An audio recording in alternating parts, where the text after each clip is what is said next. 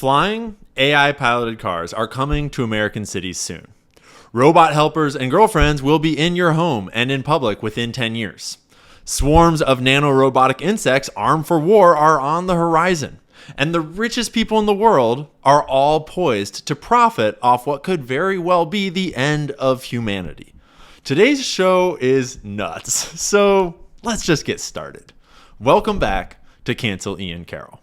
Conspiracy theories are dangerous. Information is the oxygen of a democracy. It's so secret we can't talk about it. So a couple weeks ago, I made a video on Candace's channel about the trucking industry and a woman named Lynn Riles. The entire episode, I had one looming thought in the back of my mind that I was dying to talk about. But it was another topic for another day. Well, today is that day. And oh boy, does this rabbit hole go deep. But first, let me set up the foil for the story. And I mean like the literary foil, not the aluminum foil, because we're going to get to all kinds of aluminum foil in just a bit here. But before we get to the science fiction, let's start with something a little more grounded. Trucking. And if you saw my episode on Candace and you want to skip this little recap, you can skip to this time code. But I do think it's important to set the stage for the entire complex discussion we're about to have with a quick recap of what we talked about last time. Lynn Riles is a trucker.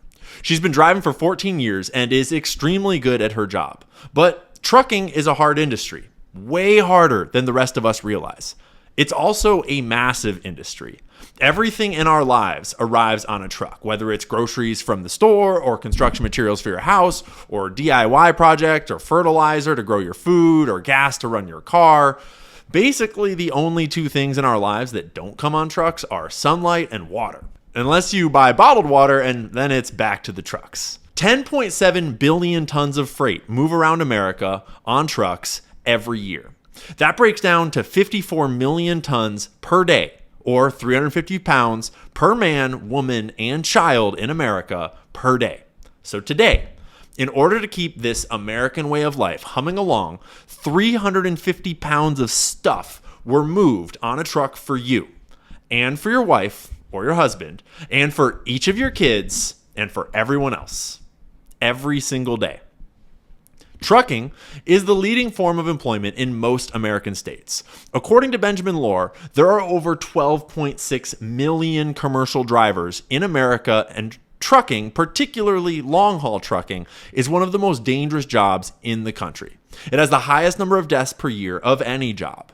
The author of this book, Benjamin Lohr, spent a week riding with Lynn Riles in her truck, driving thousands of miles, sleeping in the cab, no days off. And although her base pay for that week was several $1,000s for loads paid at about $1.20 per mile, she took home just $100 for the whole week. This is because of the long list of expenses and fees that come out of her paycheck every week. She has to pay 28% off the top to Cargill, who she drives for the privilege of driving in their fleet. $300 per week for leasing her truck. She also has to pay the people that unload her truck for her at the destinations, and a mandatory cleaning fee after every load, all out of her paycheck. Then there's fixed expenses like taxes per mile, an accountant to handle her books, a lawyer that Cargill requires her to retain, and insurance that Cargill selects for her. Plus, maintenance on her truck. Mandatory payments to Cargill's escrow account in case she quits, plus all the little fees like phone service, mapping devices, and tech fees associated with all the gadgets that she's required to use in the cab. Oh yeah, plus food, which she often can't afford. One night, Lohr overhears Lynn calling to ask for an advance from her next week's check so that she can afford dinner. Next week's check is likely to be $100 too, because it's in her contract that she is entitled to at least $100 every week, regardless of whether she's in the black or not. And so, most weeks, that's what she gets, $100. For a full week of what is essentially 24 hours a day of work, living in her prison on wheels, working one of the most dangerous jobs in the country with no days off, no time to visit family, nothing.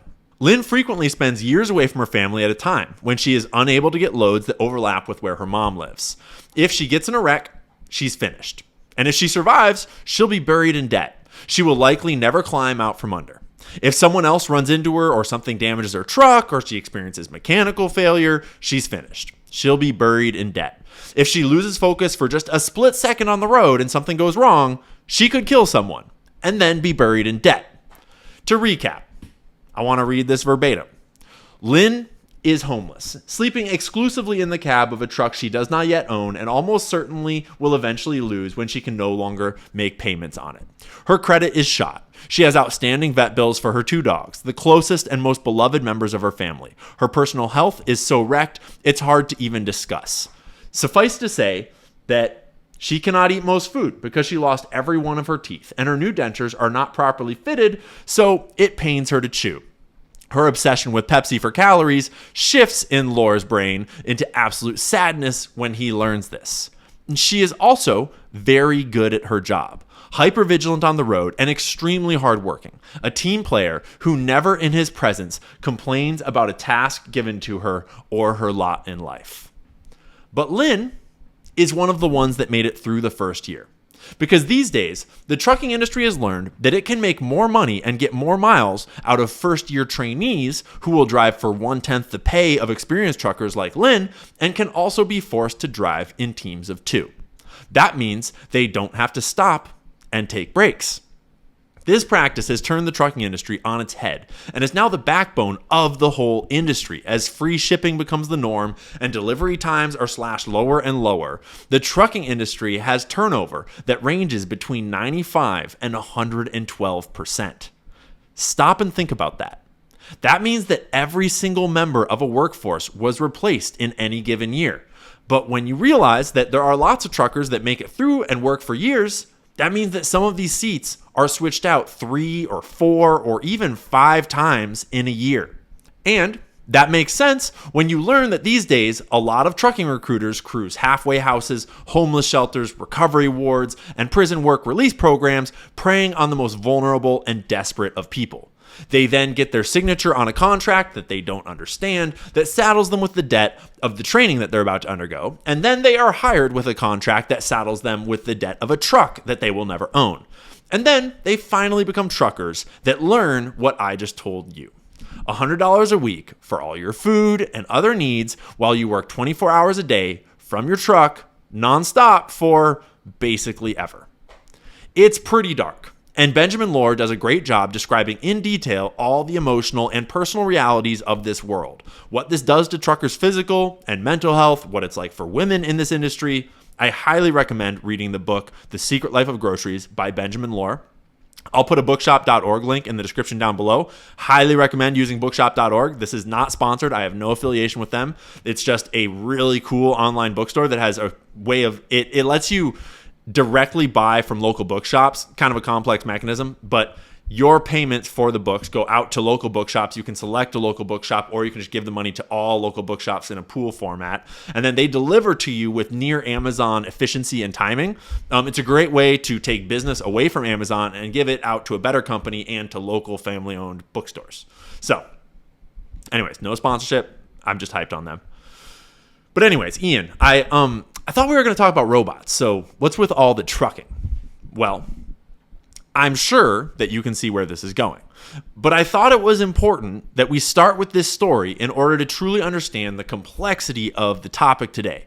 Because none of this is simple. There are at least 2 sides to every coin. And the reason why the future of technology is so scary and even dystopian is because there's no way out of it. It's coming. And this is the thing that I couldn't stop thinking about the entire episode I did on Candace a few weeks back. Driverless trucks are coming. And in fact, they are already here. And the articles about it, they all tend to focus on the fear-bait aspect of robot semi-trucks running you over and smashing you off the freeway and murdering babies and all sorts of stuff like that. And I think that the far more important and interesting part of the conversation is about the truckers. Because unless you've been living under a rock, I hope it's apparent to you by now that given a year or 2, autonomous driving will improve at unbelievable speed. They are going to be able to drive themselves 1,000 times more safely and reliably than human drivers. If you don't believe me, just wait until we talk about AI video and drones. But the conversation about jobs is complicated. And this is why I wanted to open with the story about Lynn Riles. And I should provide the caveat that not all trucking is like Lynn's story. There are some really good carriers out there that take better care of their workers, and also plenty that are way worse than Cargill. But there are certain niches in the industry that are good for dads who want to be home at night. And I had some truckers in the comments sharing stories like that. But by and large, they all also agreed that the vast majority of trucking as an industry is predatory to a perverted and inhumane degree. Last time we talked about this, I shared this video of Tucker Carlson talking to Ben Shapiro about this exact topic years ago. Technology and how it's shifting and taking away jobs from folks. Yes. And you make specific reference to truck driving and the fact that there are going to be these automated cars on the roads. So would you, Tucker Carlson, be in favor of restrictions on the ability of trucking companies to use this sort of technology specifically to, sort of artificially maintain the number of jobs that are available in the trucking industry? Are you joking? In a second. In a second. In other words, if I were president, when I say to DOT, to Department of Transportation, we're not letting driverless trucks on the road, period. Why? Really simple. Driving for a living is the single most common job for high school educated men in this country, in all 50 states. By the way, that's the same group whose wages have gone down by 11% over the past 30 years. The social cost of eliminating their jobs in a 10-year span, 5-year span, 30-year span is so high that it's not sustainable. So the greater good is protecting your citizens from, look, capitalism is the best economic system I can think of, I think that anyone's ever thought of. But that doesn't mean that it's a religion and everything about it is good. No, but there's no Nicene Creed of capitalism that I have to buy into. What I care about is living in a country where, decent people can live happy lives, actually. And so, no, I would say immediately, no, are you joking? And I maybe would make up some pretext for public consumption, like, oh, they're dangerous. The technology's not quite finessed. No. But the truth would be, I don't want to put 10 million men out of work because you're going to have 10 million dead families, and the cascading effect from that will wreck your country. Well, it's 2025, and the New York Times is reporting that in April of this year, Aurora Innovation, based in Pittsburgh, became the first company to operate a driverless 18-wheeler on an American highway. And I would be curious what Tucker would say now in light of what Benjamin Lohr tells us about the modern trucking industry. And this is one of the difficult questions that we're all going to have to face. These driverless trucks will bring down prices dramatically. They'll deliver faster, they won't crash, thousands of lives won't be lost. But one of the largest employment sectors in America is going to dry up in the next few years, maybe a decade.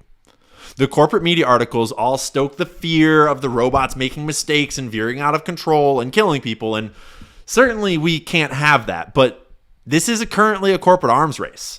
There's a lot of companies building and testing these things, and lots of money is going into its development. We all know that it's just a short matter of time while they perfect the technology before driverless cars and even semi-trucks have 90% less accidents than the rest of us, or even 100% less accidents. And when they have that statistic to wave around, they're gonna try to ban you from driving a car. They'll say it's too dangerous. They'll say we could have saved tens of thousands of American lives every year. They'll tell sad stories about some little girl that died because of a human driver, which is why we need to ban driving. You see where this is going? Where it naturally leads to? Exchanging freedom for comfort or risk for safety. Is it worth it? Because soon, we won't just have driverless cars. Soon, we'll have driverless flying cars buzzing all around American cities. Hell, I'm sure it'll be all big, wealthy cities all around the world. I want to take a quick break to tell you about Buyer. You may have seen me post about it, maybe mentioned it in a podcast, but I'm making an app that will be coming out on the App Store in probably August of this year, and it's going to change the game. If you've been following me for a while, you know that I got my start by going through the grocery store and trying to figure out and make a record of who owns all the products on the shelves. And what I discovered was that we all kind of already know this, but we mostly just have the illusion of choice, not actual choice. The vast majority of the products on the shelf in the grocery store are actually brands that are all owned by just a small handful of mega corporations that are all majority owned by the world's biggest financial institutions, most notably BlackRock. I recently did a whole episode about it, and I will link that in the description down below. But Buyer is an app that lets you scan products in the grocery store, and it will tell you not only everything that's in the product and help you filter for ingredients that you don't want and stuff like that, but it also tells you who is selling that product and who owns them.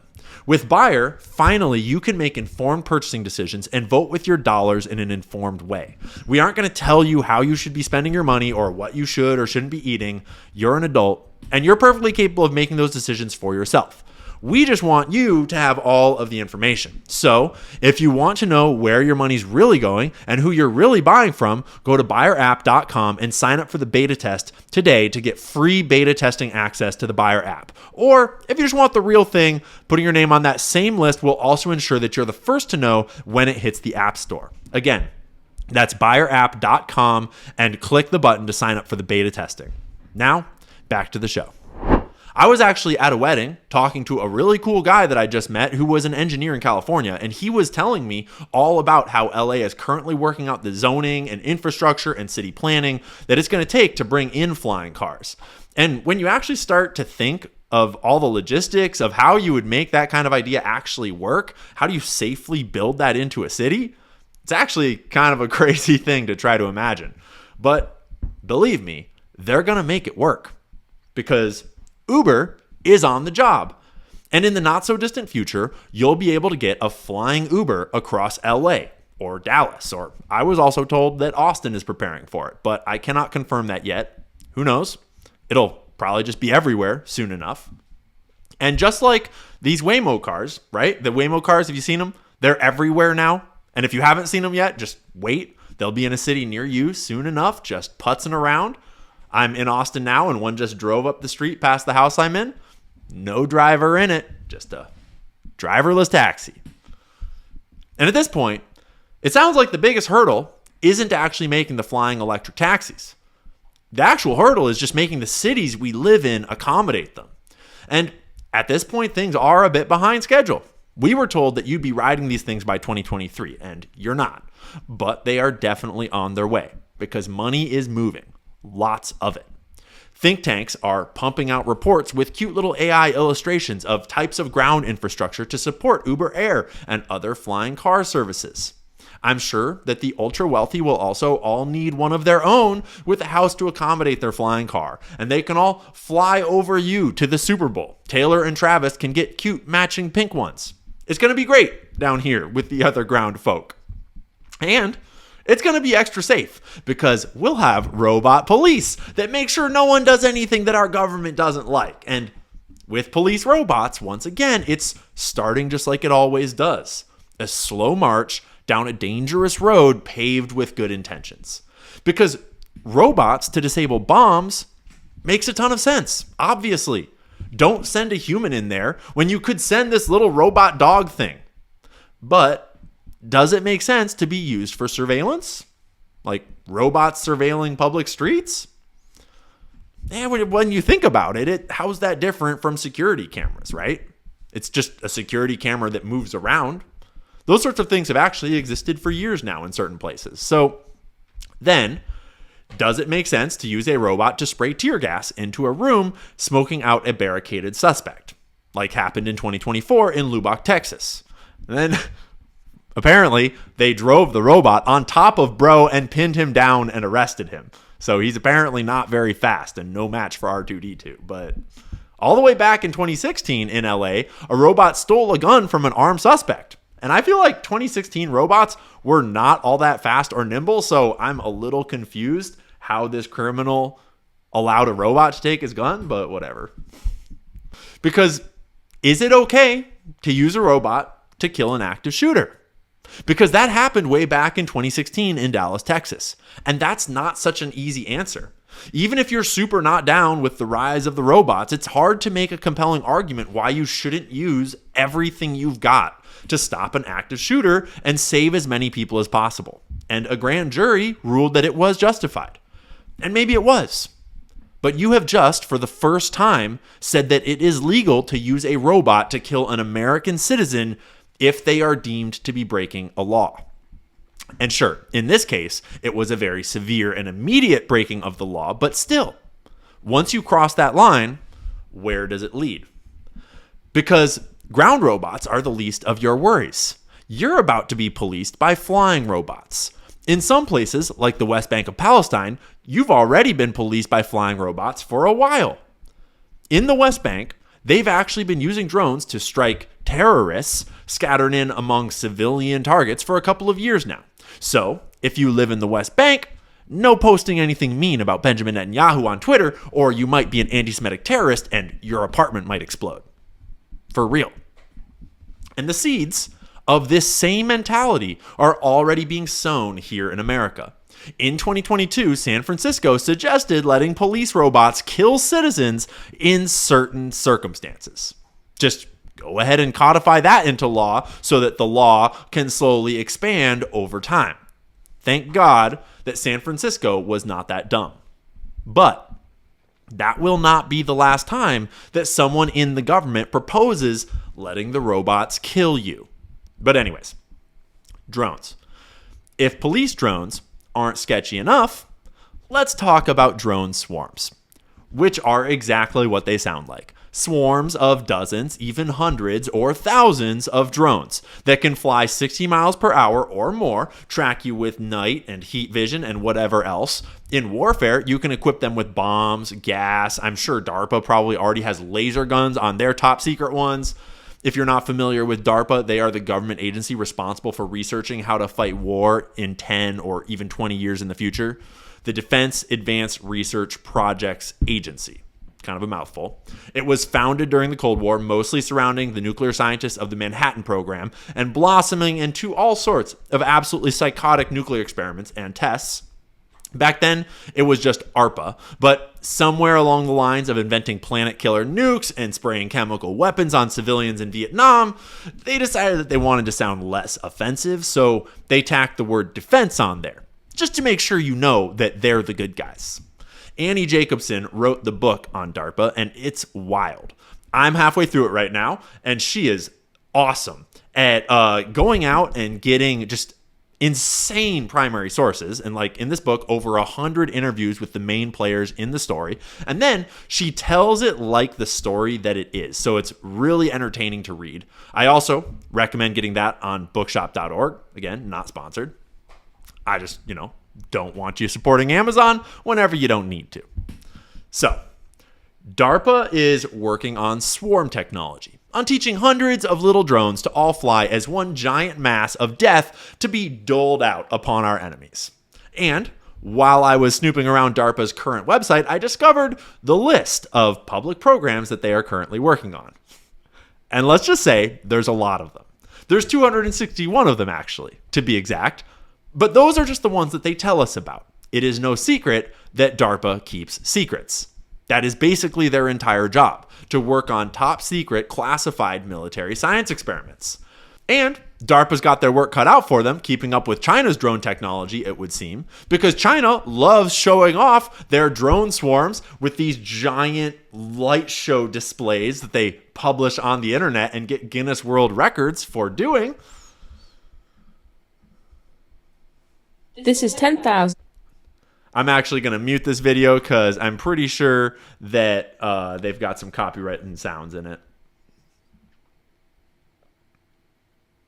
So, there's this whole trend that China loves to participate in where private companies, state-run companies, what's the difference, right? They launch these thousands of drones, and they all fly in synchrony to make these elaborate art displays all over the skies above big cities in China.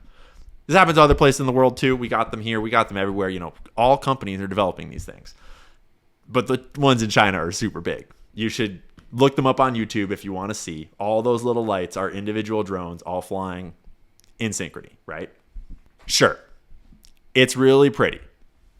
But all the military superpowers around the world are not pouring billions of dollars into drone swarm technology to put on light shows. They're training them for warfare. These drones are flying through a forest autonomously with no map or foreknowledge of the terrain. Just a bunch of flying robots making on-the-fly decisions, so to speak. So this video shows you their mapping technology down here in the left, where they are learning about their environment as they fly. They're flying in synchrony, communicating with, I think, each other and with their own their own navigation systems and their own sensors. The video points out like how difficult this task actually is for a flying robot with no one controlling it. And let's just say they're not doing bad. What I want to do, though, is I want to show you another video about the same experiment, about the same test and project, but in this video, they speed up the footage. And this technology is developing fast, and because they speed up the footage, it really makes it easier to give you a sense of how these things are going to move through terrain in about a year or two. And just think about how much ground they can cover. Imagine trying to get away from them. Imagine hearing that buzzing in the distance if they were hunting you. And I mean, it doesn't help when they literally put the word target in the viewfinder and show you how good it all is at tracking you. And I mean, it is awesome for filmmakers, right? Like, I can buy a drone that will just follow me and be my personal filmer. That's cool. It's not so cool if you piss off the government and then they're swarming after you to kill you. But hey, don't you think crime's going to go down when there's just swarms of AI police robots ready to come tase you and gas you and maybe even shoot you? So what happens when drones are made so small that you can barely see them? Imagine these little things in a swarm. Imagine little mechanical insects swarming all around you or surveilling you. Would you even know the difference between a fly and a drone?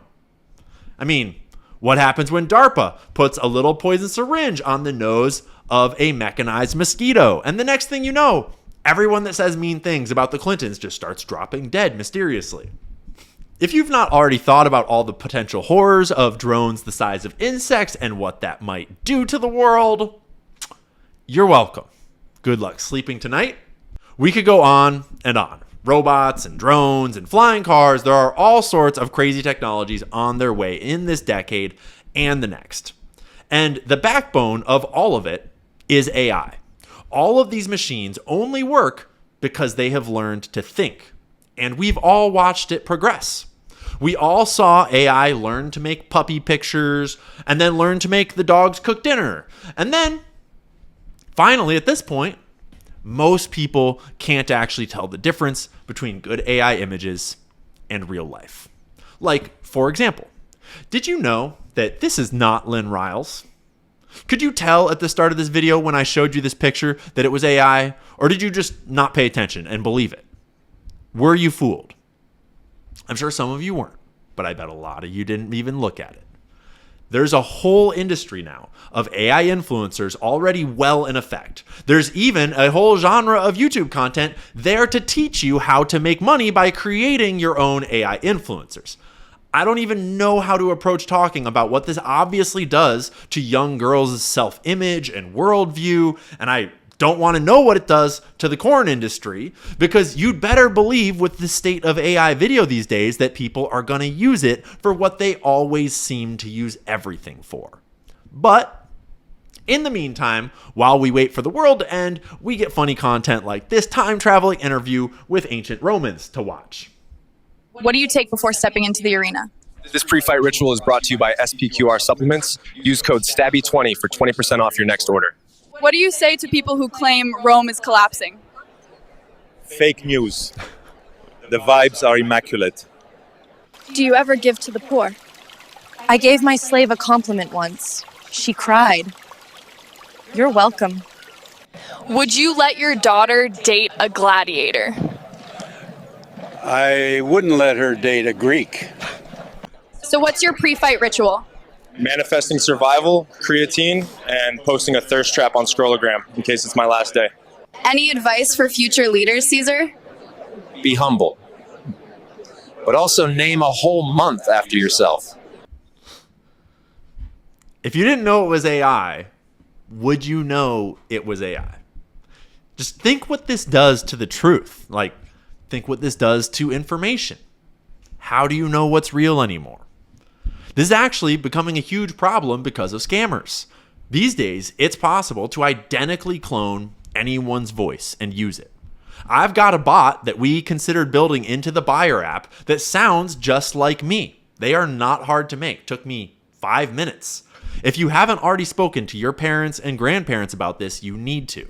Because what scammers will do is they recreate your voice and call your mom freaking out. Like, Mom, I just got into a car accident. I'm in so much trouble and I've lost my license, and the officer, he needs you to read my license information to him. And I'm just real. It's your daughter or your granddaughter and she's crying, and you read her whatever personal information she asks for, and bam. It can happen a million ways, but often it's some sort of emergency and they get you all worked up and distracted and they need some personal information urgently. The solution, though, is, do you see what it, right? Like, let's just make sure you get it, that was a scammer with an AI voice and they got you to give personal information, maybe banking details or something, right? To get your daughter out of a pickle. The solution is actually really simple, but it's a habit that you need to learn to form. And you need to teach your parents, and especially your grandparents, and every elder person in your life, because they are the primary targets of these scams. Before you ever give personal information to a loved one or to any voice that called you over the phone, ask them something only they would know. It doesn't have to be complicated. It's not like you have to have some secret password. Just, where did we go for lunch last weekend when I saw you? What's your puppy's name? Whatever. Who was your third grade teacher? Whatever it is. Anything that some random AI voice coming from Nigeria wouldn't just know off the top of its head. It sounds weird, but you do have to do ID verification with your loved ones before you give them sensitive information over the phone. And soon, that will also be true over video. There are also a whole bunch of crypto scams running on YouTube these days with AI videos of Elon Musk or Joe Rogan or some other celebrity doing some made-up event where they're promoting some new crypto coin or product or Lord knows what.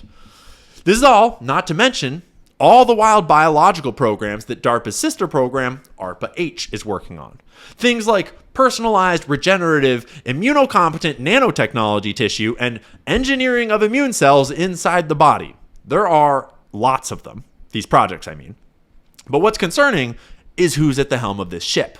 Because being able to regenerate ourselves and having flying cars and watch college kids interview sassy Roman emperors is cool and all, but the people at the forefront of this technology are demons. On the literal first day of Trump's presidency, he wheeled out Larry Ellison, Sam Altman, and Matayoshi-san to tout his new Project Stargate. Larry tried to sell us on the idea by pitching how they could have AI powerful enough to invent custom AI-devised mRNA vaccines for everyone. Because the last mRNA vaccine worked out so well, let's just start making thousands of new ones and not testing them and just giving them out. I'm sure that that'll go great. That's not to mention Sam Altman's sister loudly accusing him of stuff all throughout her childhood, and his AI product, OpenAI, spending years pretending that she didn't exist until Twitter picked up on the story and called it out, and now at least she exists. It's worth noting, too, how many of these guys had connections to Jeffrey Epstein of varying degrees of closeness, none of which have been so much as touched by law enforcement, or most of the media. The Trump DOJ actually just came out and officially announced the other day that Jeffrey Epstein had no client list and he wasn't trafficking girls, and there's no evidence he did any blackmailing. So get wrecked, you filthy peasant. The world works for them. But aside from that, so I want to take a quick moment to talk about sponsors, namely that I don't have any. This show is just me, brought to you entirely independently. I do the research, I write the script, I compile the sources, I run the cameras and the lights and the sound, and my dog Gigi just sleeps on the couch most days while we record. I get lots of messages, most of which I probably never even notice, about sponsoring this show, and up till now, I've mostly just not engaged with them. Now, I will likely take on sponsors when I wind up finding family or founder-owned companies that I really love and want to work with. But for now, this show is just you and me. And if you want to support me doing this work and everything like hiring a team and bringing you content on a more regular basis, a more professional schedule, you can do that by going to canceliancarroll.com and picking up Food Not Pharma t-shirt or some Optimal Human Greens, whatever you want. Everything on my store is manufactured and sold by a founder-owned American company named Bigley. They are the shit. I love working with them. And when you buy anything from my store, you are directly supporting the work that I do with no middleman. If you don't want anything from the store, then the best way that you can support me is by subscribing to this YouTube channel and watching, liking, and sharing the show with your friends and family. Thank you so much for all of you who already do that. Your attention and support is actually the most valuable thing that you can give to anyone, so it's truly appreciated. Now, back to the show. I've highlighted before how little Larry cares about your rights or privacy, and how to him, digital mass surveillance is actually good because you'll be watched at all times. It would be on TV at headquarters. Everyone would see it. Your body cams will be transmitting that. The police will be on their best behavior because we're constantly watching and recording everything that's going on. Citizens will be on their best behavior because we're constantly recording and reporting everything that's going on. Our body cameras are simply lenses, two lenses attached to your vest, attached to the smartphone that you're wearing. By the way, and the camera's always on. You don't turn it on and off. And by the way you turn it on, you can't turn it on. I'm going to the bathroom. Oracle, I need 2 minutes to take a bathroom break, and we'll turn it off. Like he's just saying this. The truth is, we don't really turn it off.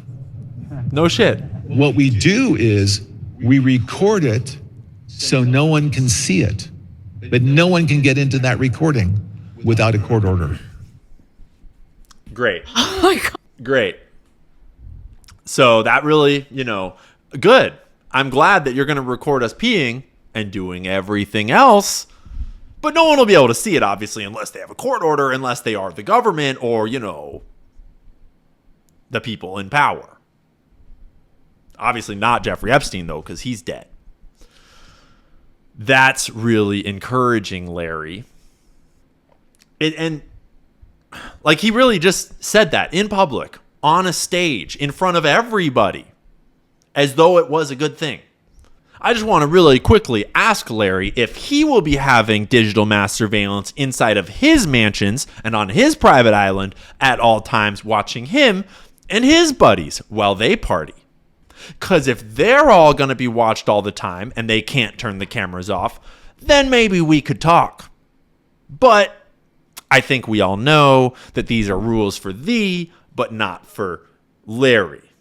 Because Larry is busy partying on his private island with all of his billionaire buddies, and we all know that nothing ever happens on private islands with billionaire buddies, right? So speaking of billionaire buddies, I've discussed multiple times in the last several months how Elon Musk paid people to level up his video game accounts for him and then lied to the world to pretend that he was one of the best players in the world, which is so petty and so sad. But it becomes a lot more significant when you learn about how he bought Tesla out from under Martin Eberhard and then sued him for the right to call himself a co-founder. I did a whole segment on Candace about it, but one of the most important people to talk about today is Peter Thiel and his company Palantir. Trump recently announced the government's partnership with Palantir to build a massive database on all Americans. The project is reported to be combining the functions of two of Palantir's programs, Foundry and Gotham. Foundry is their AI platform for commercial clients, while Gotham is one of their AI platforms specifically designed for intelligence and law enforcement agencies. Programs like Gotham are used on the battlefield for warfighting. Alex Karp, Palantir's co-founder and CEO, put it plainly by saying, quote, AI is not a toy. It is a weapon. It will be used to kill people. And Palantir has already helped the United States empire and Israel kill lots of people. But now it is being deployed against protesters in America. And again, where do you draw the line? You might be all for using military AI surveillance tools to target protesters waving Mexican flags. But what happens when you replace those protesters with the Vietnam War protesters of the 60s and 70s? Or when you replace them with the Iraq War protesters, or protesters against the COVID lockdowns, or the current wars and genocides that Israel keeps doing? The technology currently being tested in Palestine is rapidly being exported all around the world, and it's coming to America. If the Occupy Wall Street protests that erupted after the 2008 banking collapse happened today, would they be considered domestic terrorists? Would that justify using AI targeting and drone swarms and robots armed with pepper spray and even authorized to use legal force for protesting the bankers? Hopefully, you don't think so, right? And you're right. No. But it's a good thing that our government would never send agent provocateurs into any crowds or protests to agitate violence and lawlessness with the goal of turning a protest into a riot, right? You see how this all comes together yet? And if you don't think that the government would go along with some of the crazy ideas that these technocrats have, think again. These guys are some of the most powerful... Actually, I should probably take their buddy Jeff off for this part. There, that's better. These guys are some of the most powerful people in the world today. And they have lots of buddies and connections to lots of people in politics and finance and all over the club. I mean, the technocrats had enough power to handpick the vice president this year. Derek Bros reported that during a June event in 2024, Trump informally polled a room of donors regarding his choice. And David Sachs, Chamath Palihapitiya, and others all told Trump that he should choose Vance. If you're not familiar with David Sachs, these are the kinds of companies he invests in, as in these are who his buddies are. JD Vance is actually extremely close with Peter Thiel. One might almost say that Peter Thiel handpicked JD for politics and then paid his entire way to the White House. After he graduated from Yale, JD went to work for Thiel, then founded his own firm with backing from Peter Thiel. Then Thiel funded his Ohio senator campaign as he broke into politics. Then he got him a private meeting with Donald Trump to secure the endorsement that got him his Senate seat. And now look at him. He's the vice president of a campaign that was, of course, also funded in part by Peter Thiel. But then there's also his book that no one knows who wrote. Several journalists have tried to uncover whether or not JD Vance used a ghostwriter, and let's just say that people all seem to be pretty tight-lipped about it. But Netflix figured that they'd turn it into a box office hit right before you needed to know about the new vice president, JD Vance, a relatable guy from a poor hillbilly family in Ohio. Just a good old Scots-Irish hillbilly, just like you and me. Except that when the government of Ireland tried to claim him and conducted a massive genealogical study to celebrate the Irish heritage of the vice president of the United States, they were not able to find any record of that ancestry, which was kind of weird. And I mean, JD seems cool enough to me. Like, for a politician, he seems like an all right guy. I feel like we could do a lot worse. And when the Signal chats got leaked maybe 2 months ago, I was glad to see JD Vance at least advocating some small amount of peace and de-escalation. He's not necessarily evil, though these are some solid bones for a pretty meaty conspiracy theory. I just mean to say that he's really good buddies with big tech. They are his people, and he owes them big time. But don't worry, I'm sure they'll have plenty of time to call those favors in during his presidency from 2028 to 2032. See how this game works? The richest men in the world are technocrats, and they are in and all around the halls of power. And they are poised to make billions of dollars off of the technology that will bring you ultimate abundance, ultimate luxury and comfort, ultimate safety and security. All you have to do is be watched by robots and drones and constantly monitored in their AI databases and bank with their digital currencies and use their digital IDs. Right? But what happens when the next administration officially designates anyone that tweets Christ is king to be a domestic terrorist, and they turn your money off, lock you out of your car, and send a police robot to arrest you? What happens when the next banking crash the Fed totally does not see coming causes mass protests, and then those protesters are designated domestic terrorists? But on the other hand, what happens when other great powers develop these types of breakthrough technologies?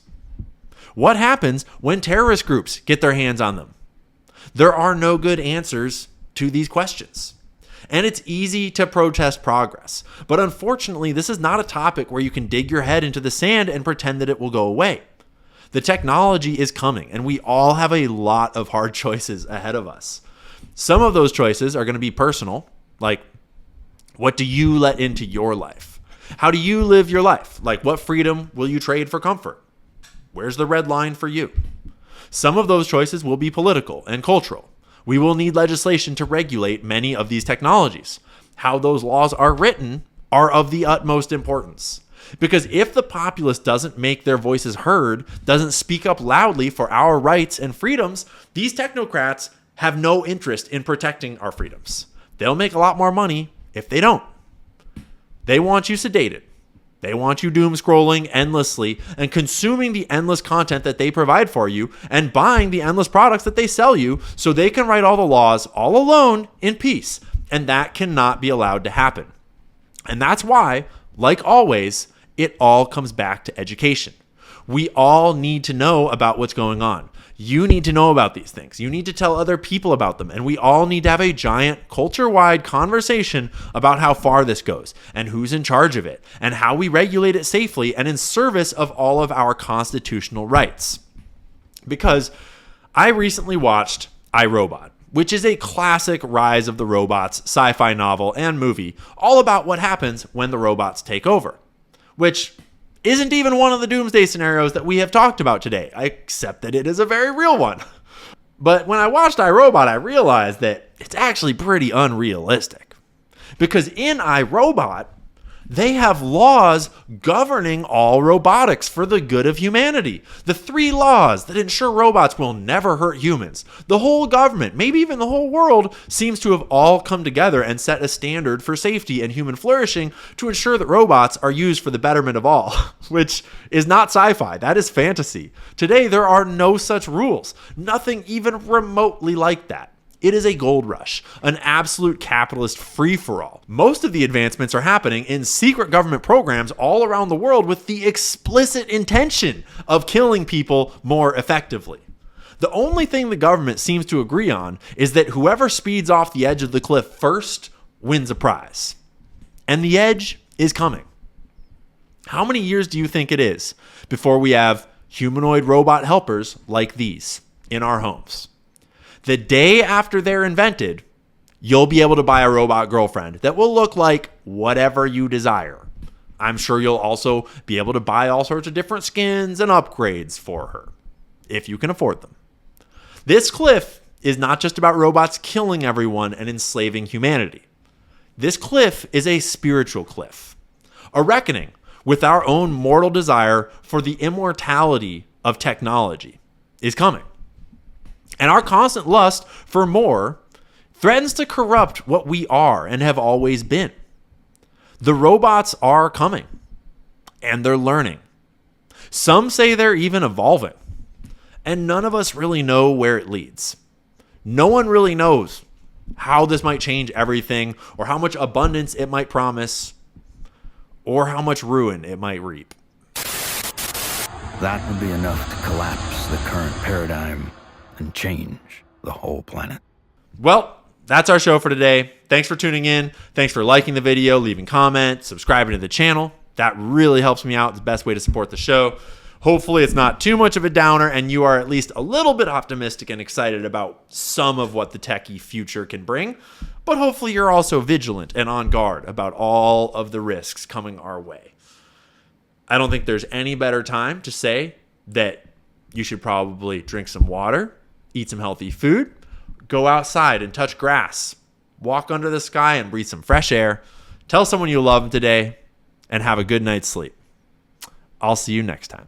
Conspiracy theories are dangerous. Information is the oxygen of a democracy. With Republicans, with progressives, with libertarians, because this is not about right and left, this is about right and wrong. It's so sacred we can't talk about it. Our security is at stake.